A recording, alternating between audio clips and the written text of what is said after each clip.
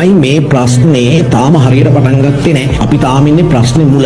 මේ වෙලාවේ ඔයාලට පුළුවන් ඔයාගේ අම්මටයි තාත්තටයි මාර සපෝටිව් ළමෙක් වෙන්න. data package එක ඇක්ටිව් කරගත්තේ ක්ලාස් වලට එන්න නම් ඒකෙන් ක්ලාස් වලට විතරක් එන්න අනම්මනම් වල්පල් බල්ලා data ටික මාස ඉවර වෙන්න කලින් ඉවර කරගන්න එපා. අඳින්න පුළුවන්කම තියෙද්දි අයින් කරපු ඇඳුම් ටික තියෙනවා නම් ඒ ටික ආයේ හොයලා ගන්න. තව ටික දවසක් ඒ ටික අඳින්න. ෆිසිකල් ක්ලාස් යනකොට පන්ති නැත් දවසටත් ගෙදරින් සල්ලි ඉල්ලගෙන බස් එකේ ඇවිල්ලා හන්දියේ ටවුන් එකේ යාළුවොත් එක්ක රස්තියාදු ගහන එක නවත්තන්න. මොකද ඉස්සරහට බස් ගාස්තු සෑහෙන්න වැඩි වෙන්න පුළුවන්. අනික් කාරණේ තමයි ඔයා පන්ති යනකොට හම්බ වෙන හෑන්ඩ් බිල් එක ගෙදර අරන් එන්න.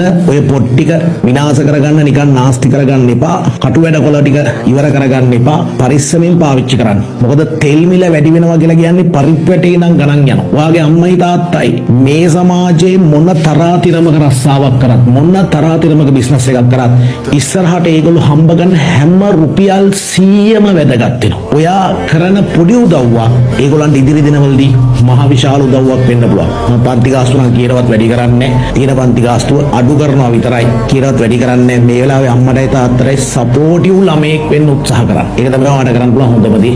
මේ ප්‍රශ්නේ ඉවර වෙන්නේ කවද්ද කියලා අපි දන්නේ නැහැ. මොකද මේ ප්‍රශ්නේ පටන් ගත්තේ අපි නෙවෙයි.